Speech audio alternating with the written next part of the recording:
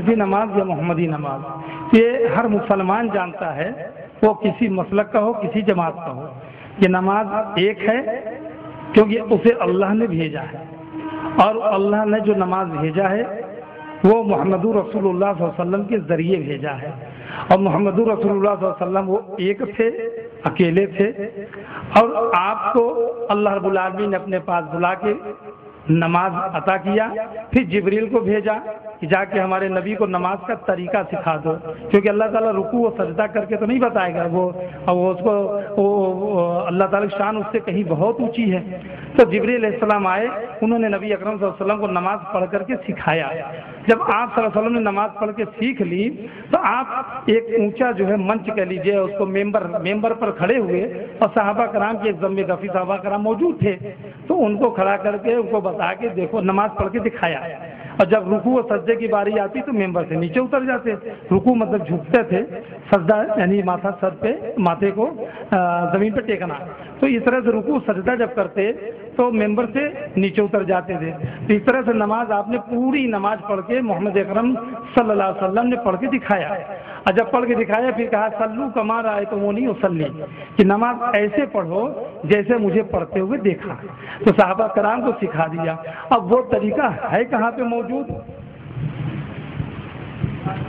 حدیثوں میں، صحیح بخاری، صحیح مسلم، ترمذی، ابو داؤد، ابن ماجہ، سنن نسائی، موطا امام مالک، مسند احمد، صحیح ابن خزیمہ، دارقطنی، بیہقی، تمام کتنی حدیث کی کتابوں میں یہ حدیثیں، یہ نام کیوں کہ سوچے کہ اتنا کیا، جن بیچاروں نے اپنی زندگی لگا کے کھپا کر کے، آج انٹرنیٹ اور کمپیوٹر کا وقت ہے کہ ہمیں کھٹا کر سی ڈی میں یہ وہ انگلی چلائے فٹافٹ مل جاتی ہے، وہ بیچارے اونٹوں کا سفر مہینوں کر کے، امام بخاری رحمۃ اللہ علیہ کے بارے میں جنہوں نے اس کو لکھا، محمد بن اسماعیل رحمۃ اللہ علیہ نے، ان کے بارے میں آتا ہے کہ ایک من یا کتنا من کہ انہوں نے روٹی پکوائی، اس کو سکھایا، اس کو بوری میں باندھ کے اونٹ پہ، اور سفر کے لیے نکل کے حدیث اکٹھا کرنے۔ کون بیان کر رہا ہے، کہاں بیان کر رہا ہے، کیونکہ جانا پڑتا تھا، اور جا کر کے تو اس کو پانی میں بھگو کر کے وہی روٹی کھاتے تھے۔ اور جب ایک بار بیمار ہوئے تو حکیم نے کہا کہ اس شخص کی بیماری کی وجہ یہ ہے کہ اس نے بہت دنوں سے کوئی چکنائی کوئی چکنی چیز نہیں کھائی ہے۔ اتنی محنتیں کرتے تھے۔ آج ہمارے آپ کے بچے مدرسوں میں جا رہے ہیں تو ماشاءاللہ اچھا کھانا پینا مل رہا ہے، اور پھر بھی دیکھ لیجیے بچے کیسے نکل رہے ہیں۔ تو یہ اتنی محنتیں کر کے تو انہی کے ناموں پر ان حدیث کی کتابوں کے نام رکھے گئے ہیں۔ تو یہ اس لیے سب میں اللہ کے نبی محمد صلی اللہ علیہ وسلم کی باتوں کو اکٹھا کیا گیا ہے، اور انہوں نے نشاندہی بھی کچھ باتیں جب لوگ بتاتے، کبھی کبھی بتانے والا ایسا بھی ہوتا ہے کہ وہ جھوٹ بولنے والا ہوتا تھا۔ اب ان کو یہ بھی ڈر ایسا نہ ہو کہ کہیں یہ صحیح بتا رہا ہو، اور کبھی کبھی ایسا بھی ہوا ہے کہ وہ صحیح بھی ہوئی ہے، تو اس کی بات کو بھی لکھا، لیکن یہ وضاحت ہو کر دیتے کہ یہ آدمی بھائی دیکھو جھوٹا تھا۔ کبھی ہو کہ یہ دیکھو کہہ رہا ہے اس کی بات، تو وہ حدیث جہاں محدثین نے کوئی چیز حدیثیں اکٹھی کی، اس میں اگر کہیں سے کوئی کنیکشن ٹوٹ رہا ہے، کوئی لنک بن نہیں رہا ہے، تو اس کو کیا اور بھی اس کی جو اصول حدیث کے بہت سے جو اس کے اصول ہیں، سدھانت طریقے ہیں، اس پر اگر کھری نہیں اتری تو اس کو ضعیف قرار دے دیا۔ اب بہت سی حدیثیں گڑ کر کے بھی گئے، تو وہ سب چھانٹ کے تو صحیح حدیث ہیں، تو اس کی روشنی میں محمد اکرم صلی اللہ علیہ وسلم کی نماز کا صحیح طریقہ کیا ہے یہ حدیثوں موجود ہے۔ اور سب سے بڑی وڈمبنا جو ہوئی وہ یہ ہے کہ ہمارے آپ کے گھروں میں آج اے سی ہو سکتا ہے، فریج ہو سکتی ہے 8-10 ہزار کی، 7-8 ہزار کی آپ کے پاس واشنگ مشین ہو سکتی ہے، 4-5 ہزار کی ٹی وی ہو سکتی ہے، آپ کے پاس 1000 2000 4000 5000 کی موبائل ہو سکتی ہے، 40-50 ہزار کی موٹر سائیکل ہو سکتی ہے، 1 لاکھ 2 لاکھ 4 لاکھ 5 لاکھ روپے کی کار ہو سکتی ہے، آپ کے گھر میں ڈبل بیڈ ہو سکتے ہیں 5-6 ہزار کی، لیکن آپ کے گھر میں یہ بتائیے کہ کیا اللہ کے نبی کی حدیث موجود ہے؟ قرآن تو موجود ہوگا گھر گھر میں قریب۔ اب قرآن میں ہے اقیموا الصلاۃ وآتوا الزکوٰۃ، نماز قائم کرو زکوٰۃ ادا کرو، اور قرآن میں یہ نہیں لکھا ہے کہ نماز کیسے قائم کرو، کیسے پڑھو، زکوٰۃ کیسے، پوری تفصیل یہ قرآن میں نہیں ملے گی۔ اس کی ویاخیا وہ آپ کو حدیث میں ملے گی، یہ حدیث کی کتابوں میں جو محمد صلی اللہ علیہ وسلم نے اسے کر کے پریکٹیکلی حکم دے کے سکھا کر بتایا ہے، وہ حدیث آپ کے گھر میں موجود نہیں ہے۔ اب آپ اگر کوئی چیز معاشرے میں دیکھتے ہیں، اس میں اختلاف پاتے ہیں، وبھنتا پاتے ہیں، تو آپ پریشان ہوتے ہیں، یار یہ صحیح ہے کہ یہ صحیح ہے، یہ کہ ادھر بلا رہے ادھر بلا رہے، جائے تو جائے کہاں؟ ہم یہی کہتے ہیں کہ آپ ادھر جائیے، ہم نہیں کہتے کہ آپ ادھر جائیے، ہم یہ کہتے ہیں کہ آپ ٹھہر جائیے اور دونوں طرف دیکھیے، تحقیق کیجیے، ریسرچ کیجیے۔ کہ اللہ کے نبی صلی اللہ علیہ وسلم کی بات ہے یا کسی اور کی بات. اگر نبی صلی اللہ علیہ وسلم کی بات ہے تو ماتھے کے پیشانی کے جھومر بنا لیجیے اور اس پر عمل شروع کر دیجیے. اگر نبی صلی اللہ علیہ وسلم کی بات نہیں ہے اٹھا کے اس کو سائڈ میں رکھ دیجیے. بس ہماری یہ دعوت ہے. تحقیق کیجیے میرے بھائی, یہاں ہاتھ باندھیں, یہاں باندھیں, رفع دین کریں نہ کریں, آمین زور سے بولے نہ بولے, کاہے کو جھگڑا کرتے, اٹھا لو حدیث دیکھ لو, اگر حدیث میں ہے کہ ایسے کرو اس کو کرو. تو یہ تو مصنون نماز کا طریقہ, یعنی نبی صلی اللہ علیہ وسلم نے جو نماز سکھائی وہ نماز کیسے ہونی چاہیے, اللہ کے نبی کے صلی اللہ علیہ وسلم نے کیسے سکھایا ہے, وہ نماز جو جبریل سے سیکھی گئی وہ نماز کا مصنون طریقہ یہاں پہ ایک چارٹ میں آپ دیکھ رہے ہیں کہ اس طرح سے آپ کو فگر کے ساتھ بتایا گیا ہے. اور اس کو بتانے کے لیے ہمارے نوجوان دوست بنارس سے آئے ہوئے جناب عبدالغفار سلفی صاحب کو میں دعوت دیتا ہوں کہ وہ ڈائس پر آئیں اور نماز کا مصنون طریقہ, محمد رسول اللہ صلی اللہ علیہ وسلم کی نماز کا طریقہ وہ یہاں پر سند اور حوالے کے ساتھ میں حدیث بیان کرتے ہوئے آپ کو بتائیں. اس کے بعد پھر ہمارے مدھیہ پردیش سیونی سے چل کر آئے ہوئے صوبائی جمعیت اہل حدیث مدھیہ پردیش کے امیر جماعت جناب عبدالقدوس عمری صاحب کا تاریخ اہل حدیث, ہم لوگوں کو بہت بدنام بھی کیا جاتا ہے, انگریزوں کے ایجنٹ ہیں, وہابی ہیں, 24 نمبر ہے, فلاں ہیں, ڈکا ہے, کیا ہے ان کی ہماری یعنی اہل حدیث کی تاریخ کیا ہے مختصر میں, تو میں اس کے بعد شیخ عبدالقدوس عمری صاحب کو پیش کروں گا انشاءاللہ تعالیٰ. تو شیخ جناب عبدالغفار سلفی صاحب. السلام علیکم ورحمۃ اللہ وبرکاتہ. الحمد للہ نحمده ونستعینه ونستغفره ونعوذ باللہ من شرور انفسنا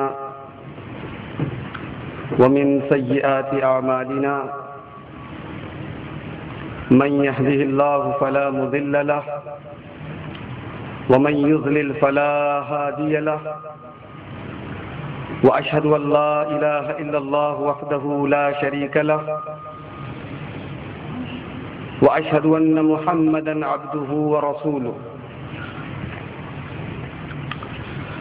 أما بعد فإن خير الحديث كتاب الله وخير الهدي هدي محمد صلى الله عليه وسلم وشر الأمور محدثاتها وكل محدثة بدعة وكل بدعة ضلالة وكل ضلالة في النار. أعوذ بالله من الشيطان الرجيم. بسم الله الرحمن الرحيم. وما آتاكم الرسول فخذوه وما نهاكم عنه فانتهوا. وعن مالك بن الهويرث رضي الله عنه أن النبي صلى الله عليه وسلم قال صلوا كما رأيتموني أصلي. رواہ البخاری فی کتاب الاذان. محترم صدر اجلاس, علماء کرام, بزرگوں اور ساتھیوں, آدرنی ہندو بھائیوں, ماں اور بہنوں, ہمارے عزیز بھائی جناب خورشید محمدی صاحب نے 15 مئی کو بنارس کے ایک پروگرام میں آج کے اس جلسے کے لیے حکم دیا اور میں نے حامی بھر لی اور آج میں آپ کے سامنے حاضر ہوں اور جس ٹاپک پر, جس وشے پر, جس عنوان پر مجھے آپ کے سامنے بولنا ہے وہ بڑا ہی سیریس ٹاپک ہے, بہت گمبھیر وشے ہے, بہت ہی اہم مضمون ہے. آج ہم مسلمانوں میں خود بہت ساری جماعتیں, بہت سارے گروہ, بہت ساری پارٹیاں ہو گئی ہیں اور سب کے الگ الگ نماز کے طریقے آج ہمارے سامنے نظر آتے ہیں. اور ہر پارٹی کا آدمی, ہر مسلک کا آدمی یہ کہتا ہے کہ ہم صحیح ہیں. سوال یہ ہے کہ نماز ہماری مذہبی عبادت ہے, ایک مسلمان اپنے رب کو یاد کیسے کرے گا؟ نماز کے ذریعے۔ تو نماز کا طریقہ کیا ہمارے نبی جناب محمد الرسول اللہ صلی اللہ علیہ وسلم نے ہمیں بتایا یا نہیں بتایا؟ جب ہمارے نبی نے یہ بتایا کہ آپ لیٹرین میں جائیں تو کون سی دعا پڑھیں، جب ہمارے نبی نے یہ بتایا کہ کھانا کتنی انگلیوں سے کھایا جائے، جب ہمارے رسول اکرم صلی اللہ علیہ وسلم نے ہمیں راستے میں چلنے کے طریقے سکھائے، ہمیں لوگوں سے کیسے ملاقات کی جائے، کیسے بیہیو کیا جائے، یہ سب کچھ ہمیں بتایا، تو نماز تو عبادت ہے۔ تو نماز کا طریقہ آپ نے ہمیں بتایا کہ نہیں بتایا؟ یہ ہمارے سامنے جو حدیث کی کتابیں رکھی ہیں، یہ ہمارے آتھینٹک سورسز ہیں اسلام کے، یہی اصل سرچشمہ ہے اسلام کا۔ قرآن کے بعد ہم اپنے مذہب کو اگر کہیں سے ریسیو کرتے ہیں، کہیں سے اچیو کرتے ہیں، تو انہی چیزوں سے کرتے ہیں۔ آج کی اپنی تقریر میں میں آپ کے سامنے رسول اکرم صلی اللہ علیہ وسلم کی نماز کا مکمل طریقہ، اللہ اکبر سے لے کر السلام علیکم ورحمۃ اللہ، یعنی اللہ اکبر سے لے کر سلام پھیرنے تک مکمل طریقہ آپ کے سامنے بیان کروں گا، اور وہ بھی مکمل حوالے کے ساتھ۔ میں تقریباً 70 حدیثیں آپ کے سامنے پڑھوں گا، جن میں 60% حدیثیں صحیح بخاری اور صحیح مسلم، جو بالکل لاسٹ رو میں ہمارے سامنے رکھی ہوئی ہیں، اور آپ کو پتا ہے کہ صحیح بخاری اور صحیح مسلم یہ حدیث کی سب سے اونچی کتابیں ہیں، سب سے ہائی کتابیں ہیں، اور ان کتابوں کے اندر جو حدیثیں ہیں وہ سب سے زیادہ قابل اعتماد ہیں، ہم ان پر بھروسہ کر سکتے ہیں، وہ صحیح ہیں۔ تو 60% حدیثیں میں آپ کے سامنے جو نماز سے ریلیٹڈ بیان کروں گا وہ صحیح بخاری اور صحیح مسلم سے بیان کروں گا۔ باقی 40% حدیثیں آپ کو ابو داؤد کی، نسائی کی، ترمذی کی، ابن ماجہ کی، صحیح ابن خزیمہ کی، سنن دارقطنی کی، بیہقی کی، وغیرہ وغیرہ حدیث کی مختلف کتابوں سے میں آپ کے سامنے بیان کروں گا۔ لیکن صحیح بخاری اور صحیح مسلم کو چھوڑ کر باقی کتابوں سے جو حدیثیں میں بیان کروں گا، تو اس میں میں یہ بھی وضاحت کر دوں گا، یہ بھی کلیریفیکیشن کر دوں گا کہ یہ حدیثیں صحیح ہیں یا ضعیف ہیں۔ اور ظاہر سی بات ہے کہ حدیثیں صحیح ہیں یا ضعیف ہیں، اس کا فیصلہ میں نہیں کر سکتا، آپ نہیں کر سکتے، اس کا فیصلہ وہ لوگ کریں گے جو اس فیلڈ کے ماہر ہیں۔ حدیثوں کے ماہر کون ہیں؟ محدثین ہیں۔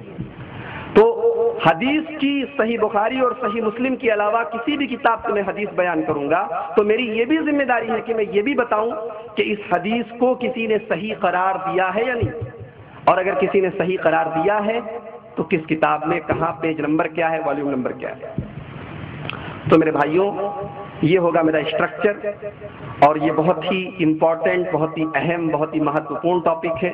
میں آپ سے ریکویسٹ کروں گا، گزارش کروں گا، بڑے دھیان سے سنیں، بڑے غور سے سنیں، تھوڑا یہ آپ کے لیے غور کرنے کا موضوع ہے، اور آپ کو اس موضوع پر جب آپ سنیں گے تو آپ کو اندازہ ہوگا کہ جو ہم نماز پڑھتے ہیں تو ہماری نماز کا ایک ایک عمل، ایک ایک حرکت، ایک ایک دعا ہمارے نبی سے ثابت ہے۔ ایسا نہیں کہ کوئی کام ہم بغیر ثبوت کے کرتے ہیں۔ نماز میں ہم ایک انگلی بھی ہلاتے ہیں تو یہ انگلی بھی نبی نے ہلائی، اس لیے ہلاتے ہیں۔ تو ہونا ایک مسلمان کا جذبہ یہی ہونا چاہیے کہ وہ کام کرے جو نبی نے کیا، یہ نہ دیکھے کہ میرے امام نے کیا کہا، میرے مولوی نے کیا کہا، میرے مسلک میں کیا لکھا، میرے باپ دادا کیا کرتے چلے آئے۔ قرآن مجید نے یہ اتھارٹی کہ جو دے وہ لے لو اور جس سے منع کرے وہ اس سے رک جاؤ، یہ اتھارٹی اگر کسی کو دی گئی، یہ اختیار کسی کو دیا گیا، یہ پاور اگر کسی کو دیا گیا تو جناب محمد رسول اللہ صلی اللہ علیہ وسلم کو دیا گیا۔ 28ویں پارے میں اللہ رب العالمین نے ارشاد فرماتا ہے وَمَا آتَاكُمُ الرَّسُولُ فَخُذُوهُ وَمَا نَهَاكُمْ عَنْهُ فَانْتَهُوا۔ رسول اکرم جو تمہیں دے اسے لے لو، اور رسول اکرم صلی اللہ علیہ وسلم جس سے منع کرے اس سے رک جاؤ۔ اور نماز کے بارے میں خود رسول اکرم صلی اللہ علیہ وسلم نے بخاری شریف میں کتاب الاذان کے اندر حدیث نمبر 224 اللہ کے نبی صلی اللہ علیہ وسلم نے فرمایا صلو کما رأیتمونی اصلی، نماز ویسے پڑھو جیسے مجھے دیکھتے ہو۔ اب اس حدیث پر اگر آپ غور کریں تو جب اللہ کے نبی صلی اللہ علیہ وسلم نے یہ فرما دیا کہ نماز ویسے پڑھو جیسے مجھے دیکھتے ہو، اور ظاہر سی بات ہے اس میں سارے مسلمانوں کو کہا گیا، تو اس کا مطلب یہ ہوا کہ اللہ کے رسول صلی اللہ علیہ وسلم کی جو نماز کا طریقہ ہے اسے صحابہ نے ریکارڈ کر کے آج کی تاریخ میں بھی ہمیں دیا ہوگا۔ اگر نہیں دیا ہوگا تو پھر یہ حدیث جھوٹی ہو جائے گی، کیونکہ حدیث کہہ رہی نماز ویسے پڑھو جیسے مجھے دیکھتے ہو، تو نبی کی نماز کا طریقہ اگر آج حدیث کی ان کتابوں میں ریکارڈ نہیں ہوگا تو پھر یہ حدیث غلط ہو جائے گی۔ یہ حدیث خود بتا رہی ہے کہ نبی کی نماز کا طریقہ جیسے آج سے 1431 سال پہلے نبی کے زمانے میں سیف تھا، ویسے آج 21 سینچری میں 1432 ہجری میں آج کی تاریخ میں بھی نماز کا طریقہ سیف ہے، اور الحمدللہ سیف ہے۔ میں آپ کے سامنے بیان کروں گا حدیثوں کے حوالے سے۔ آپ ہمارے سامنے یہ فلیکس جو لگا ہے اسے آپ دیکھ رہے ہوں گے، میں اپنی تقریر کے دوران اس فلیکس کی طرف بھی آپ کا دھیان لے کر جاؤں گا، آپ بڑے غور سے سنیے گا۔ دیکھیے نماز میں ابھی ہمارے ہندو بھائیوں نے قرآن مجید کو لیا تو خورشید بھائی نے کہا تھا کہ قرآن مجید کو آپ پوتر ہو کر، سوچھ ہو کر، صاف ستھرے ہو کر چھوئیں، تو اسلام جو ہے یہ بڑا ہی سوچھتا کا اور صفائی کا مذہب ہے، اور ہمارے یہاں اسلام کے اندر عبادت نماز اگر آپ ناپاک ہیں یا آپ کا کپڑا ناپاک ہے یا جس جگہ آپ نماز پڑھ رہے ہیں وہ جگہ ناپاک ہے تو آپ کی نماز نہیں ہو سکتی۔ سب سے پہلی شرط یہ ہے کہ آپ کی باڈی پاک ہو، آپ کا بدن پاک ہو۔ اب بدن پاک ہونے کا یہ بھی مطلب ہے کہ آپ کے بدن میں کہیں پیشاب پاخانہ نہ لگا ہو، اور یہ بھی مطلب ہے کہ اگر آپ نے اپنی بیوی سے انٹرکورس کیا ہے تو جب تک آپ نہا نہ لیں، غسل نہ کر لیں، تب تک آپ ناپاک ہیں۔ تو ایک دم آپ پاک ہوں، اس کے باوجود آپ کو وضو کرنا ہے۔ سب سے پہلے آپ قاعدے سے وضو کریں۔ اس کی دلیل کیا ہے؟ اللہ رب العالمین قرآن مجید میں سورہ مائدہ آیت نمبر 6 میں فرماتا ہے، یا ایھا الذین آمنوا اذا قمتم الی الصلاۃ فاغسلوا وجوہکم وایدیکم الی المرافق، اے ایمان والو جب نماز کے لیے کھڑے ہو تو اپنے ہاتھوں کو، اپنے چہروں کو دھو لو، اور اپنے ہاتھوں کو کہنیوں سمیت دھو لو۔ چہروں کو دھو لو اور اپنے ہاتھوں کو کہنیوں سمیت دھو لو، اور اپنے پیروں کو ٹخنے تک دھو لو۔ قرآن مجید سورہ مائدہ آیت نمبر 6۔ تو یہ آیت بتا رہی ہے کہ نماز کے لیے وضو کرنا ضروری ہے، لیکن قرآن نے وضو کی ڈیٹیل نہیں بتائی۔ چہرہ دھو لو، ہاتھ دھو لو، پیر دھو لو، لیکن آج جب ہم لوگ وضو کرتے ہیں تو کلی بھی کرتے ہیں، ناک میں پانی بھی ڈالتے ہیں، ناک بھی صاف کرتے ہیں، ہے کہ نہیں؟ سر کا مسح بھی کرتے ہیں، کانوں کا مسح بھی کرتے ہیں۔ یہ ساری ڈیٹیل آپ کو حدیث کے اندر ملے گی۔ تو چونکہ یہ میرا ٹاپک نہیں ہے، نماز کا طریقہ خود بیان کرنے میں کافی ٹائم لگے گا، اور اس وقت میرا خیال ہے 12 بج رہے ہیں، شارٹ میں بات ختم کی جائے، اور بھی علماء ہیں اور کافی ٹائم ہو چکا ہے۔ تو وضو کا طریقہ آپ کسی اور نشست میں، کسی اور میٹنگ میں، کتابوں وغیرہ میں پڑھ لیجئے گا، لیکن یہ یاد رکھیے کہ نماز کے پہلے وضو کرنا ضروری ہے، اور وہ بھی قاعدے سے۔ اللہ کے نبی جناب محمد رسول اللہ صلی اللہ علیہ وسلم ایک حدیث میں فرماتے ہیں، حدیث اس طرح سے ہے، وعن عبد اللہ بن عمر رضی اللہ عنہما عن النبی صلی اللہ علیہ وسلم انہ قال لا تقبل صلاة بغیر طہور ولا صدقة من غلول۔ مسلم شریف حدیث نمبر 224۔ کیا مطلب؟ کوئی بھی نماز بغیر طہارت کے، بغیر وضو کے قبول نہیں ہو سکتی، کوئی بھی نماز بغیر وضو کے قبول نہیں ہو سکتی، اور کوئی بھی صدقہ چوری کے مال سے قبول نہیں ہو سکتا۔ انسان چوری کر کے لائے اور خود صدقہ کرے، اس کا صدقہ قبول نہیں ہوگا۔ آپ حرام کمائی کریں، سود اور بیاج کھائیں اور خود صدقہ کریں، آپ کے صدقے کی اللہ تعالیٰ کے یہاں کوئی ویلو نہیں۔ آپ نے صدقہ دے دیا، مسجد میں لگ گیا، مدرسے میں لگ گیا، کسی چیز میں لگ گیا، لیکن آپ کو اللہ تبارک و تعالیٰ کے یہاں صدقہ کا ثواب نہیں ملے گا۔ ولا صدقۃ من غلول، کوئی بھی چوری کا یا بے ایمانی کا یا رشوت کا پیسہ وہ صدقے میں قبول نہیں کیا جائے گا۔ نماز میں جب آپ کھڑے ہوں گے تو ظاہر سی بات ہے آپ قبلے کی طرف کھڑے ہوں گے، یعنی پچھم کی طرف، مغرب کی طرف، ویسٹ کی طرف. اس کی دلیل کیا ہے؟ دلیل سنیے. اللہ رب العالمین قرآن مجید سورہ بقرہ آیت نمبر 144 میں فرماتا ہے قد نرى تقلب وجهك في السماء فلنولينك قبلة ترضاها. اے نبی جناب محمد رسول اللہ صلی اللہ علیہ وسلم، ہم دیکھ رہے ہیں کہ آپ نماز میں اپنا چہرہ بار بار آسمان کی طرف لے کر جا رہے ہیں. یہ آیت کیوں نازل ہوئی؟ جب شروع میں نماز فرض ہوئی تھی تو اللہ کے رسول صلی اللہ علیہ وسلم نماز کدھر پڑھتے تھے؟ بیت المقدس کی طرف، بیت المقدس کی طرف، شام کی طرف منہ کر کے نماز پڑھتے تھے. لیکن اللہ کے رسول کی تمنا تھی کہ قبلہ چینج ہو جائے اور قبلہ کدھر ہو جائے؟ خانہ کعبہ کی طرف ہو جائے، پچھم کی طرف ہو جائے.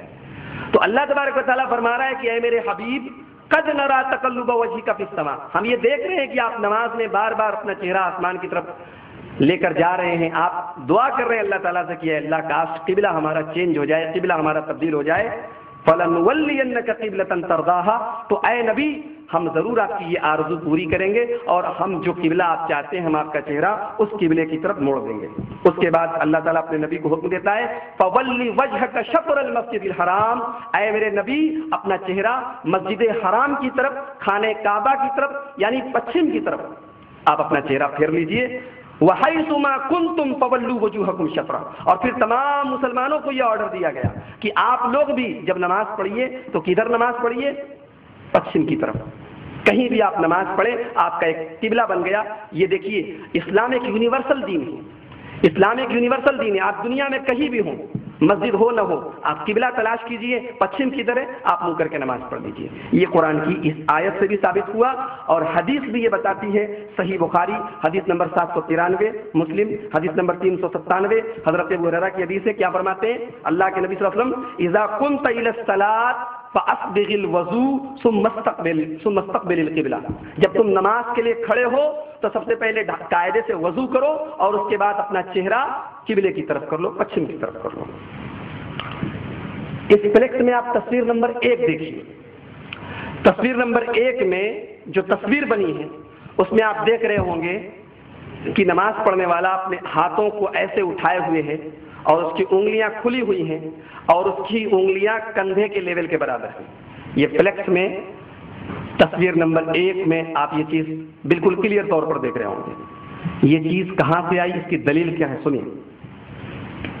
اللہ کے نبی جناب محمد رسول اللہ صلی اللہ علیہ وسلم فرماتے ہیں، حدیث ہے بخاری شریف 793 نمبر، مسلم شریف 397 نمبر. اللہ کے نبی کے سامنے ایک صحابی آئے اور وہ بڑی جلدی بازی میں نماز پڑھ رہے تھے. جب وہ سلام پھیر لیا، انہوں نے نماز پڑھ لی تو انہوں نے آ کے اللہ کے رسول صلی اللہ علیہ وسلم کو سلام کیا. آپ نے سلام کا جواب دیا. آپ نے فرمایا تم واپس جاؤ، تمہاری نماز نہیں ہوئی. وہ صحابی بیچارے پھر گئے، پھر نماز پڑھی، پھر آئے، پھر اللہ کے نبی کو سلام کیا. آپ نے پھر ان کے سلام کا جواب دیا. آپ نے پھر وہی بات کہی، آپ واپس جائیے، آپ پھر سے نماز پڑھیے، آپ کی نماز نہیں ہوئی. جب 3 بار ایسا ہو گیا تو انہوں نے کہا کہ اے اللہ کے نبی میں اس سے بہتر نماز نہیں پڑھ سکتا، آپ مجھے طریقہ بتا دیجیے. تو اللہ کے نبی صلی اللہ علیہ وسلم نے انہیں نماز کا جو طریقہ بتایا تو اس میں آپ نے فرمایا اذا قمت الى الصلاۃ فکبر، جب تم نماز کے لیے کھڑے ہو تو اللہ اکبر کہو. یعنی نماز کی شروعات کیسے ہوگی؟ اللہ اکبر سے. اب ہاتھ کہاں تک اٹھایا جائے گا اس کی دلیل سنیے. یہ حدیث آپ کو ملے گی صحیح بخاری کتاب الاذان حدیث نمبر 735 اور صحیح مسلم کتاب الصلاۃ حدیث نمبر 390. حدیث کس طرح سے ہے؟ وعن عبد الله بن عمر رضی اللہ عنہما ان رسول اللہ صلی اللہ علیہ وسلم كان يرفع يديه حذو منكبيه اذا افتتح الصلاة واذا كبر للركوع واذا رفع راسه من الركوع ولا يرفع راسه من السجود وفي لفظ واذا قام من الركعتين رفع يديه. رواه البخاری فی کتاب الاذان ورواه مسلم فی کتاب الصلاۃ. حضرت عبداللہ ابن عمر رضی اللہ تعالیٰ عنہ فرماتے ہیں کہ جب اللہ کے رسول صلی اللہ علیہ وسلم نماز پڑھتے تو اپنے ہاتھوں کو اپنے کندھوں تک اٹھاتے. تصویر نمبر 1 دیکھیے. تصویر نمبر 1 میں نماز پڑھنے والے نے اپنے ہاتھ کو کندھے کے لیول تک اٹھایا ہے اور صحیح بخاری کی حدیث بھی یہی بتا رہی ہے. اور حدیث کے راوی کون ہے؟ عبداللہ ابن عمر. کہہ رہے ہیں کہ جب اللہ کے نبی نماز پڑھتے تو اپنے ہاتھوں کو اپنے کندھے کے لیول کے برابر رکھتے. اور سنیے، اذا افتتح الصلاۃ، یہ کام آپ کب کرتے؟ جب نماز شروع کرتے، وَإِذَا كَبَّرَ لِلرُّكُوعِ، اور جب اللہ کے رسول صلی اللہ علیہ وسلم رکوع میں جانے لگتے تب بھی ایسا ہی کرتے۔ صحیح بخاری اور صحیح مسلم کی حدیث ہے، یعنی رکوع میں جاتے ہوئے بھی آپ کو اپنا ہاتھ کندھے کے لیول تک اٹھانا ہے، یعنی جس کو ہم لوگ رفع الیدین کہتے ہیں۔ رفع کے معنی اٹھانا اور یدین کے معنی ہاتھ، رفع الیدین ہاتھوں کو اٹھانا۔ تو حدیث کہہ رہی اذا افتتح الصلاۃ، جب نماز شروع کرتے، وَإِذَا كَبَّرَ لِلرُّكُوعِ، اور جب رکوع میں جانے لگتے، وَإِذَا رَفَعَ رَأْسَهُ مِنَ الرُّكُوعِ، اور جب رکوع سے اپنا سر اٹھاتے تب بھی اللہ کے رسول صلی اللہ علیہ وسلم رفع الیدین کرتے۔ اب ایک جگہ اور بچ گیا رفع الیدین، جب ہم 2 رکعت نماز پڑھ لیتے ہیں اور جب تیسری رکعت کے لیے کھڑے ہوتے ہیں تب بھی ہم لوگ رفع الیدین کرتے ہیں۔ اس کی دلیل کیا ہے؟ مسلم شریف کے اندر یہ الفاظ آئے ہیں، وَإِذَا قَامَ مِنَ الرَّكْعَتَيْنِ رَفَعَ يَدَيْهِ، جب اللہ کے نبی صلی اللہ علیہ وسلم 2 رکعت پڑھ کر اٹھتے تب بھی رفع الیدین کرتے۔ اب یہ بخاری مسلم کی حدیث ہے، کچھ بتانا نہیں، کسی مسلک کا نام نہیں، بخاری مسلم کی حدیث بتا رہی ہے کہ اللہ کے نبی صلی اللہ علیہ وسلم نے نماز میں 4 جگہ رفع الیدین کیا۔ اذا افتتح الصلاۃ، جب نماز اسٹارٹ کرتے، تصویر نمبر 1، وَإِذَا كَبَّرَ لِلرُّكُوعِ، جب رکوع میں جانے لگتے، وَإِذَا رَفَعَ مِنَ الرُّكُوعِ، وَإِذَا رَفَعَ رَأْسَهُ مِنَ الرُّكُوعِ، جب رکوع سے سر اٹھاتے، وَإِذَا قام من الرکعتین، جب 2 رکعت پڑھ کے تیسری رکعت کے لیے کھڑے ہوتے۔ 4 جگہ رفع الیدین اللہ کے نبی صلی اللہ علیہ وسلم سے کون سی حدیث سے ثابت ہو رہا ہے؟ صحیح بخاری حدیث نمبر 735، مسلم حدیث نمبر 390۔ اب اس کے بعد کوئی کہے کہ رفع الیدین منسوخ ہے یا رفع الیدین اس لیے حکم دیا گیا کہ بغل میں جو ہے صحابہ بت رکھ کر پڑھتے تھے، یہ سب جو ہے حدیث کی واٹ لگانا ہے۔ یہ سب باتیں حدیث کو جھٹلانا اور حدیث کو ٹھکرانا ہے۔ حدیث کلیئر آئی ہے، حدیث نہیں بتا رہی ہے کہ اللہ کے نبی ایسا کیوں کرتے تھے، ہم دماغ لگا رہے ہیں، ہم اس کی توجیہ کر رہے ہیں، ہم تعویل کر رہے ہیں کہ ایسا اللہ کے رسول صلی اللہ علیہ وسلم اس لیے کرتے تھے۔ اور میں آپ کی نالج کے لیے بتا دوں کہ رفع الیدین کی حدیث تقریباً 50 صحابہ کرام سے آئی ہے۔ اگر اللہ کے نبی صلی اللہ علیہ وسلم کا کوئی ایک صحابی کوئی بات بیان کر دے تو ہمارے لیے ماننا ضروری ہو جاتا ہے، لیکن ایک ہی بات کو اگر 50 لوگ بیان کریں تو وہ بات غلط نہیں ہو سکتی، اس کو تو ہر حال میں ماننا ہے۔ مثال کے طور پر آج کے جلسے میں آپ لوگ اتنے سارے لوگ آئے ہیں، بدوئی کے، گھوسیا کے، بنارس کے، سارے کئی جگہوں کے لوگ آئے ہیں۔ اب یہاں سے کوئی میری کوئی ایک بات کو کوئی نوٹس کرے اور کہے کہ عبدالغفار صاحب نے یہ بات کہی، تو کوئی ایک آدمی بنارس کا کہے، صرف ایک آدمی کہ عبدالغفار صاحب نے یہ بات کہی، اور باقی سارے لوگ کہیں نہیں یار یہ بات تو انہوں نے نہیں کہی، تو وہ بات تو ہو سکتا ہے کہ کوئی ریجیکٹ کر دے۔ لیکن ایک ہی بات کو 50 لوگ بیان کریں، بنارس کے لوگ بھی بیان کریں، بھدوئی کے لوگ بھی کہیں، گھوسیا کے لوگ بھی کہیں، جونپور کے لوگ بھی کہیں، تو پھر لوگ کہیں گے یار تب تو اس کا مطلب کہ عبدالغفار نے یہ بات کہی ہے۔ تو اللہ کے نبی صلی اللہ علیہ وسلم نے نماز میں رفع الیدین کیا یا نہیں کیا، یہ ایک ڈسپیوٹڈ مسئلہ ہے، آج اس سے بہت لوگ جو ہے مناظرہ تک کرنے کی بات کرتے ہیں، لیکن ایک کلیئر بات اللہ کے رسول صلی اللہ علیہ وسلم کی نماز کا طریقہ ہم آپ کے سامنے بیان کر رہے ہیں۔ بخاری شریف کی اور مسلم شریف کی ہم پورے ریفرنس کے ساتھ، حدیث نمبر کے ساتھ آپ کے سامنے حدیث بیان کر رہے ہیں۔ جس کو کوئی ڈاؤٹ ہو اسٹیج پر آئے، ہم اس کو حدیث دکھائیں گے، حدیث کی کتابیں سامنے رکھیے، ہم حدیث آپ کو دکھائیں گے۔ 50 صحابہ کرام نے 400 حدیثیں آئی ہیں رفع الیدین کی۔ اور سنیے ایک اور حدیث، اگر کوئی یہ کہے کہ رفع الیدین شروع میں تھا بعد میں منسوخ ہو گیا، اس کا جواب کیا ہے؟ حدیث سنیے، حدیث ہے صحیح بخاری کتاب الاذان، حدیث نمبر 737 737، مسلم شریف کتاب الصلاۃ حدیث نمبر 391 391۔ حدیث کے الفاظ یوں ہیں، وعن مالک بن الحویرث رضی اللہ عنہ ان رسول اللہ صلی اللہ علیہ وسلم كان اذا كبر رفع يديه حتى يحاذي بهما اذنيه واذا ركع رفع يديه حتى يحاذي بهما اذنيه واذا رفع رأسه من الركوع فقال سمع الله لمن حمده فعل مثل ذلك۔ حدیث میں نے آپ کے سامنے پڑھ دی۔ حدیث کا مطلب کیا ہوا؟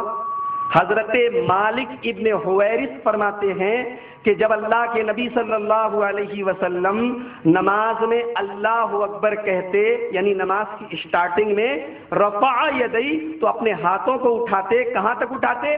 حتی یحاذی بہما اذنی، اپنے کانوں تک اٹھاتے۔ آپ فلیکس میں تصویر نمبر 2 دیکھیے، تصویر نمبر 2 میں نماز پڑھنے والے نے اپنے ہاتھ کو تھوڑا سا اور اونچا اٹھایا ہے، یعنی ہاتھ جو ہے، جو تصویر نمبر 1 میں کندھے کے لیول کے برابر تھا، تصویر نمبر 2 میں آپ کو کان کے لیول کے برابر نظر آئے گا۔ تو پتہ لگا دونوں طریقے حدیث سے ثابت ہیں، دونوں طریقے حدیث سے ثابت ہیں، کیونکہ دونوں حدیثیں میں آپ کے سامنے پڑھ رہا ہوں، دونوں حدیثیں صحیح بخاری اور صحیح مسلم کی ہیں۔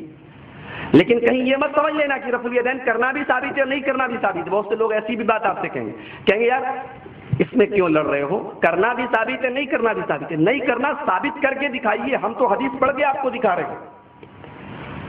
جو چیز ثابت ہے 2 طرح کی حدیثوں میں، وہ تو میں نے آپ کے سامنے بتا دی۔ ایک حدیث کہہ رہی ہے کندھے کے برابر اٹھایا، تصویر نمبر 1۔ ایک حدیث کہہ رہی ہے کان کے برابر اٹھایا، تصویر نمبر 2۔ حدیث سے ثابت ہے، اس لیے ہم ایکسپٹ کر رہے ہیں، تسلیم کر رہے ہیں۔ جو چیز ثابت ہو اہل حدیث اس سے کبھی بھاگ نہیں سکتا، جو بھاگے گا وہ اہل حدیث ہو ہی نہیں سکتا۔ اصل دین آمد کلام اللہ معظم داشتن، پس حدیث مصطفیٰ برجا مسلم داشتن۔ اصل دین کیا ہے؟ اللہ کی کتاب ہے، اس کے بعد محمد رسول اللہ صلی اللہ علیہ وسلم کی حدیث ہے۔ تو حضرت مالک ابن حویرث کہہ رہے ہیں کہ جب اللہ کے نبی نماز میں اللہ اکبر کہتے تو کانوں تک اپنے ہاتھوں کو اٹھاتے، وَإِذَا رَكَعَ رَفَعَ يَدَيْهِ، اور جب رکوع میں جانے لگتے تو بھی اپنے ہاتھوں کو اٹھاتے، حتی یحاذی بہما اذنی، کہاں تک اٹھاتے؟ یہاں تک کہ کانوں کے برابر۔ وَإِذَا رَفَعَ رَأْسَهُ مِنَ الرُّكُوعِ، اور جب رکوع سے اپنا سر اٹھاتے، قَالَ سَمِعَ اللَّهُ لِمَنْ حَمِدَهُ، تو سَمِعَ اللَّهُ لِمَنْ حَمِدَهُ کہتے، فَعَلَ مِثْلَ ذَلِكَ، اور تب بھی اپنا ہاتھ اٹھاتے کان تک۔ تو میرے بھائیوں، رفع الیدین اللہ کے نبی کی ایک ایسی سنت ہے کہ جو 400 حدیثوں میں آئی ہے، اور جس کا کوئی انکار کرے تو اس کے بارے میں یہی کہا جائے گا کہ کسی کو دن میں سورج نہ نظر آئے تو اس کی آنکھ کا قصور ہے، سورج کا کوئی قصور نہیں ہے۔ 400 حدیثیں 50 صحابہ سے، اور جس میں بہت ساری حدیثیں آپ کو صحیح بخاری اور صحیح مسلم میں ملیں گی۔ تو بات کلیئر ہو گئی، نماز کی اسٹارٹنگ ہم اللہ اکبر سے کریں گے، کانوں کو کندھے تک اٹھائیں گے، ہاتھوں کو کندھے تک اٹھائیں گے یا کانوں تک اٹھائیں گے۔ اب اس کے بعد کیا کریں گے؟ سنیے، یضع یدیہ علی صدرہ، اپنے ہاتھوں کو سینے پر باندھیں گے۔ سینہ جانتے ہیں نا کہاں ہوتا ہے؟ سینے پر باندھیں گے۔ اب یہ مت کہیے گا کہ یہ میرا فتویٰ ہے، دلیل سنیے، حدیث وعن وائل بن حجر قال صلیت مع النبی صلی اللہ علیہ وسلم فوضع يده اليمنى على اليسرى على صدره، رواہ ابن خزیمہ فی صحیح۔ اس حدیث کو امام ابن خزیمہ رحمۃ اللہ علیہ اپنی صحیح ابن خزیمہ میں لائے ہیں۔ حدیث کا نمبر ہے 479، 479۔ اور حدیث کیا کہہ رہی ہے؟ حضرت وائل ابن حجر کہتے ہیں کہ میں نے اللہ کے نبی کے ساتھ نماز پڑھی، آپ نے اپنا دایاں ہاتھ اپنے بائیں ہاتھ پر سینے پر رکھا، علی صدری، آپ نے اپنا دایاں ہاتھ اپنے بائیں ہاتھ پر کہاں رکھا؟ سینے پر رکھا۔ اب تصویر نمبر 3 دیکھیے، تیسری تصویر دیکھیے، ہاتھ باندھنے والے نے اپنا ہاتھ سینے پر باندھا ہے۔ اور تیسرے نمبر کی تصویر میں ایک خاص پوائنٹ نوٹ کرنے کا یہ ہے کہ ہاتھوں کو ہتھیلی پر رکھا گیا ہے، دائیں ہاتھ کو بائیں ہاتھ کی ہتھیلی پر ایسے باندھا گیا ہے۔ یہ طریقہ حدیث سے ثابت ہے، کیونکہ سنن ابی داؤد کتاب الصلاۃ حدیث نمبر 727، سنن نسائی حدیث نمبر 889 کے اندر حدیث آئی ہے کہ اللہ کے نبی نے ثم وضع يده اليمنى على ظهر كفه اليسرى والرزق والسائد، یعنی اللہ کے نبی نے اپنا دایاں ہاتھ اپنے بائیں ہاتھ کی ہتھیلی پر ایسے رکھا، جیسے تصویر نمبر 3 میں آپ دیکھ رہے ہیں، دایاں ہاتھ بائیں ہاتھ پر ایسے رکھا۔ اور دوسری روایت میں کیا ہے؟ علی الرزق، کلائی پر رکھا۔ تصویر نمبر 4 دیکھیے، تصویر نمبر 4 پہ دیکھیے، ہتھیلی سے تھوڑا سا آگے کلائی پر رکھا گیا ہے۔ والسائد، بلکہ آپ اور آگے یعنی یہاں پر بھی ہاتھ رکھ سکتے ہیں۔ اچھا، حدیثوں میں رکھنے کا بھی لفظ آیا ہے اور قبض کا بھی لفظ آیا ہے، یعنی اگر آپ چاہیں تو ایسے رکھے رہیں اور چاہیں تو ایسے پکڑ لیں، پکڑنے کا بھی لفظ آیا ہے، رکھنے کا بھی لفظ آیا ہے۔ اچھا، یہ حدیث جو ابھی میں نے آپ کے سامنے کوٹ کی، سنن ابی داؤد کی، سنن نسائی کی، اب کوئی آدمی یہ کہہ سکتا ہے کہ یہ حدیث ضعیف ہے، بھائی بخاری شریف کی تو ہے نہیں، مسلم شریف کی تو ہے نہیں، دوسری کتابوں کی تو کوئی ضعیف بھی کہہ سکتا ہے، تو کسی کے ضعیف کہنے سے پہلے اسے یہ بتا دیجئے کہ اس حدیث کو علامہ البانی رحمۃ اللہ علیہ جو ایک بہت مشہور محدث گزرے ہیں، انہوں نے اپنی کتاب ارواء الغلیل جلد نمبر 2 صفحہ نمبر 68 پر اس حدیث کو صحیح قرار دیا۔ بات کلیئر ہو گئی کہ ہاتھ کہاں باندھا جائے گا؟ سینے پر باندھا جائے گا، اور اگر آدمی کی مرضی ہے چاہے تو ہتھیلی پر باندھے، چاہے تو کلائی پر رکھے، اور چاہے تو تھوڑا سا اور آگے رکھے۔ اچھا، اس حدیث کو اگر ہم چاہیں تو بخاری شریف کی ایک حدیث سے بھی میچ کر سکتے ہیں۔ بخاری شریف کی ایک حدیث ہے جس کو امام بخاری کتاب الاذان میں لائے ہیں، حدیث نمبر 740۔ حدیث اس طرح سے ہے، وعن سہل بن سعد رضی اللہ عنہ قال كان الناس يؤمرون ان يضع الرجل يده اليمنى على ذراعه اليسرى في الصلاة. قال ابو حازم لا اعلمه الا ينمي ذلك الى النبي صلی اللہ علیہ وسلم. صحیح بخاری کتاب الاذان حدیث نمبر 740، حضرت سہل بن سعد کی روایت ہے، کہتے ہیں کہ لوگوں کو حکم دیا جاتا تھا کہ آدمی اپنا دایاں ہاتھ اپنے بائیں بازو پر رکھے۔ غور کیجئے گا، یضع الرجل یدہ الیمنی علی ذراعہ الیسری فی الصلاۃ، حکم دیا جاتا تھا کہ آدمی اپنا دایاں ہاتھ بائیں بازو پر رکھے۔ جب دایاں ہاتھ آپ بائیں بازو پر رکھیں گے تو آٹومیٹیکلی ہاتھ اوپر آ جائے گا، کوئی ناف کے نیچے بازو پر رکھ کر ہاتھ نہیں باندھ سکتا۔ ناف کے نیچے اگر کوئی آدمی ہاتھ باندھنا چاہے تو ہتھیلی پہ تو رکھ کے باندھ لے گا، لیکن اپنا ہاتھ اگر آپ بازو پہ رکھ کے باندھنا چاہے تو آٹومیٹیکلی آپ کا ہاتھ سینے پر آ جائے گا۔ تو گویا کہ بخاری شریف کی یہ روایت بھی بتا رہی ہے کہ ہاتھ سینے پر ہی باندھا جائے گا۔ اس میں ڈائریکٹ نہیں کہا گیا، انڈائریکٹ کہا گیا، اور صحیح ابن خزیمہ کی روایت میں ڈائریکٹ کہا گیا کہ اللہ کے نبی صلی اللہ علیہ وسلم نے اپنا ہاتھ سینے پر باندھا۔ نماز شروع ہو گئی، سینے پر آپ نے ہاتھ باندھ لیے۔ اچھا، ایک بات خاص بات نوٹ کر لیں کہ نماز کے پہلے آپ کو نماز کی نیت بھی کرنی ہے۔ اسلام میں ہر عمل کے لیے نیت ضروری ہے، اور اس کی دلیل کیا ہے؟ صحیح بخاری کی پہلی حدیث، صحیح بخاری کی پہلی حدیث، حدیث نمبر 1 کیا ہے؟ انما الاعمال بالنیات، تمام اعمال کا دار و مدار نیت پر ہے۔ اگر آپ نماز پڑھ رہے ہیں اور نیت آپ کی نہیں ہے تو آپ کی نماز نہیں ہوگی۔ آپ دل میں یہ نیت کریں کہ میں نماز پڑھنے جا رہا ہوں۔ ہاں، زبان سے نیت کرنا یا اس کے لیے کچھ الفاظ بنانا، جیسے ہمارے بہت سے بھائی ان کے یہاں ایک طریقہ رائج ہے، میں نیت کرتا ہوں 2 رکعت نماز کے واسطے اللہ کے پیچھے امام کے منہ میرا قبلہ کی طرف، اور اس میں اور بھی تفصیلات بہت سے لوگ بیان کرتے ہیں۔ یہ طریقہ نہ حدیثوں سے ثابت ہے، نہ صحابہ سے ثابت ہے، نہ کسی امام نے کہا، امام نے بھی نہیں کہا۔ ہاں، نیت کا مطلب ہی ہوتا ہے دل کا ارادہ، تو نیت آپ دل میں کریں کہ میں نماز پڑھنے جا رہا ہوں۔ تو آپ رفع الیدین کریں، اپنا ہاتھ کندھوں تک یا کانوں تک اٹھائیں، سینے پر ہاتھ باندھ لیں۔ اب آپ کی نماز اسٹارٹ ہو گئی۔ نماز اسٹارٹ ہوگی تو سب سے پہلے کیا پڑھیں گے؟ سب سے پہلے کیا پڑھیں گے؟ دعائے ثنا پڑھیں گے۔ دعائے ثنا، جس کو ہم لوگ دعائے استفتاح بھی کہتے ہیں، وہ کون سی دعا ہے؟ اس کا فیصلہ بھی عبد الغفار کو کرنے کا کوئی حق نہیں، خورشید محمدی کو کرنے کا کوئی حق نہیں، اس کا فیصلہ بھی حدیث کرے گی۔ حدیث اٹھائیے، اور حدیث کہاں کی؟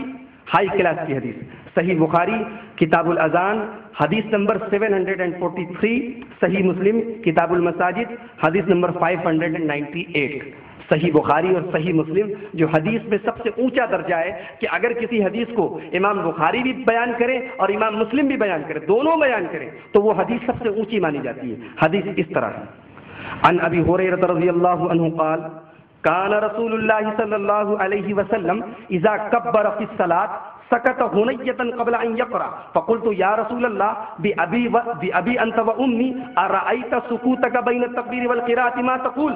قال اقول اللهم باعد بيني وبين خطاياي كما باعدت بين المشرق والمغرب اللهم نقني من خطاياي كما ينقى الثوب الابيض من الدنس اللهم اغسلني من خطاياي بالثلج والماء والبرد۔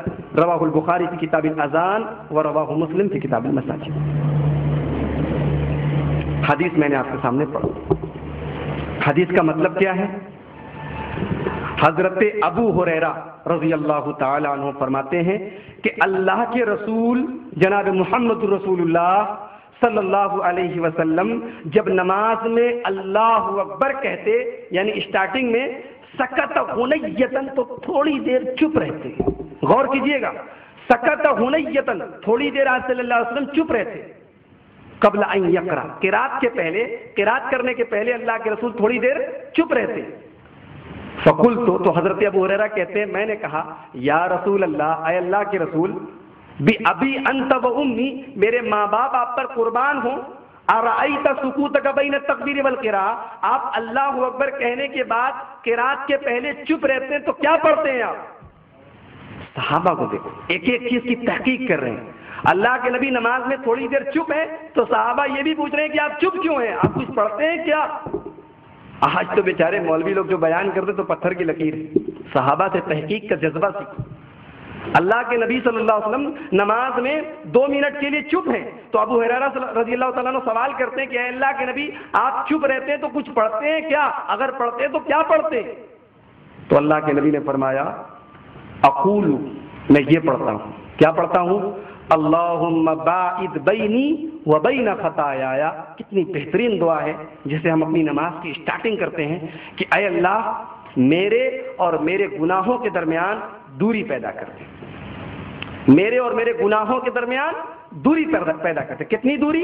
1 میٹر کی, 2 میٹر کی, 1 کلومیٹر کی, 2 کلومیٹر کی. کما باعدت بین المشرق والمغرب, اتنی دوری پیدا کر دے جتنی پورب اور پچھم کے درمیان, ایسٹ اینڈ ویسٹ کے درمیان. کتنی بہترین دعا ہے.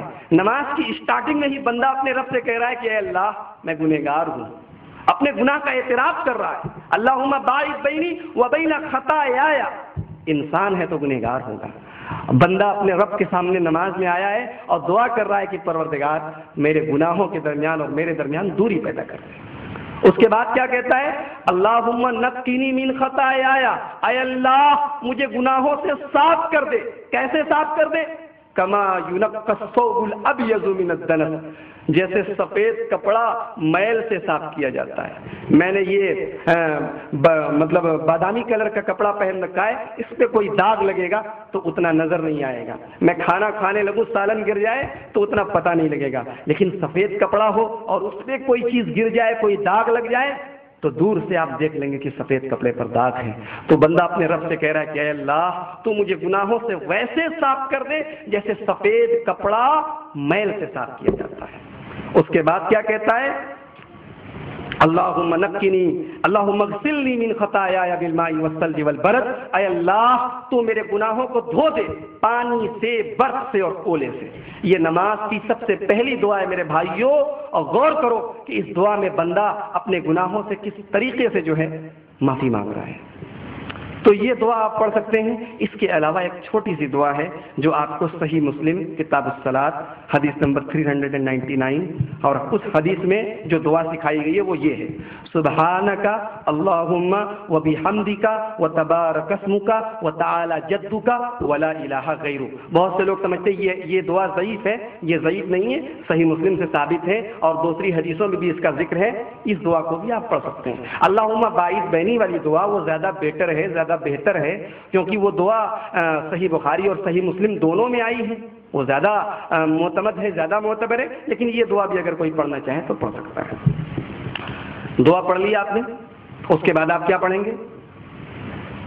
اعوذ باللہ من الشیطان الرجیم, یہ آپ پڑھیں گے. اس کی دلیل کیا ہے؟ قرآن کی آیت ہے سورہ نحل کی آیت نمبر 98. اللہ تبارک و تعالیٰ فرماتا ہے وَإِذَا قَرَأْتَ الْقُرْآنَ فَاسْتَعِذْ بِاللَّهِ, جب تم قرآن پڑھو تو اللہ کی پناہ مانگ لیا کرو. تو ظاہر سی بات ہے آپ دعا پڑھ چکے ہیں, اب سورہ فاتحہ آپ پڑھنے والے ہیں. سورہ فاتحہ قرآن کا حصہ ہے, تو قرآن پڑھنے کے پہلے آپ اعوذ باللہ پڑھیں گے. اعوذ باللہ من الشیطان الرجیم, میں اللہ کی پناہ مانگتا ہوں شیطان مردود سے. آپ چاہیں تو اعوذ باللہ من الشیطان الرجیم بھی پڑھ سکتے ہیں, اور اگر آپ چاہیں تو ایک اور مطلب اعوذ باللہ کی ایک اور شکل ہے جو آپ کو ابو داؤد کتاب الصلاۃ حدیث نمبر 775, سنن ترمذی حدیث نمبر 503, وہ کیا ہے؟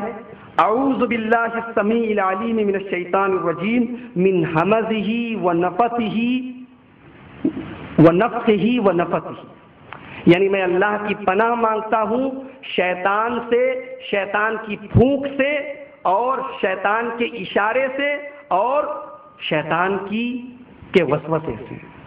یعنی آپ مکمل طریقے سے اللہ رب العالمین کا پروٹیکشن مانگ رہے ہیں کہ اے اللہ میں تیرا پروٹیکشن مانگ رہا ہوں، تیری پناہ مانگ رہا ہوں، تو مجھے بچا لے، تو اپنی پناہ میں لے لے، اپنی پروٹیکشن میں لے لے شیطان کی ہر حملے سے، شیطان کے ہر حملے سے آپ پناہ میں آ گئے۔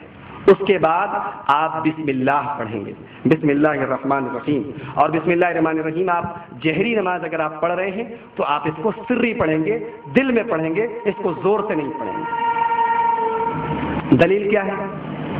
وعن انس رضی اللہ عنہ قال صلیت خلف رسول اللہ صلی اللہ علیہ وسلم وابی بکر وعمر وعثمان فلم یجہروا بسم اللہ الرحمن الرحیم، رواہ احمد فی مسندہ ورواہ النسائی فی کتاب الافتتاح۔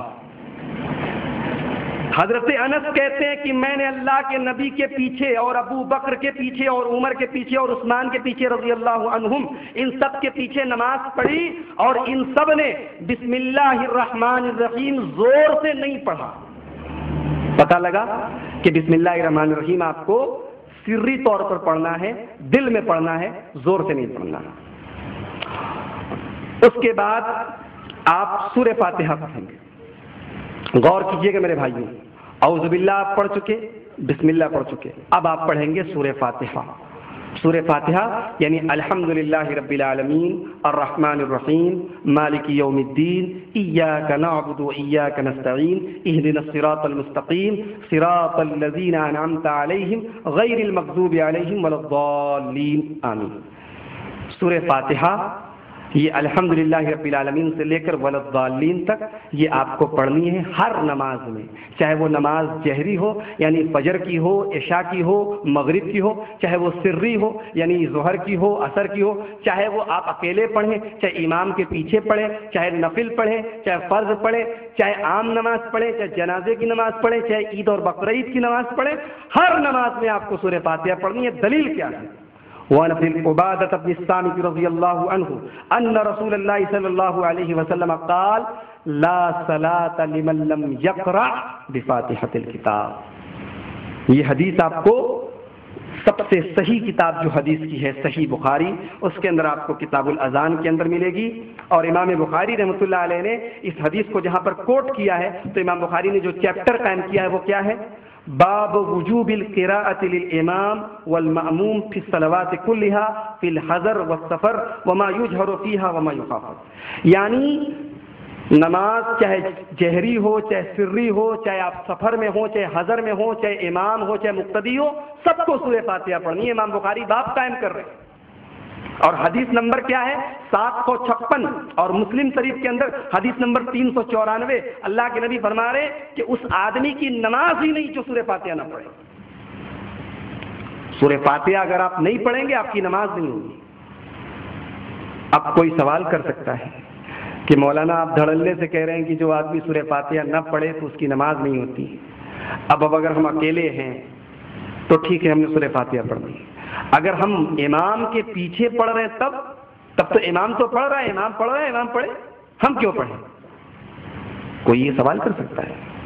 اس کے سوال کا جواب کیسے دیں گے؟ ہم اس کو حدیث سنائیں گے۔ وعن عبادة بن الصامت رضی اللہ عنہ قال قال رسول اللہ صلی اللہ علیہ وسلم لعلکم تقرؤون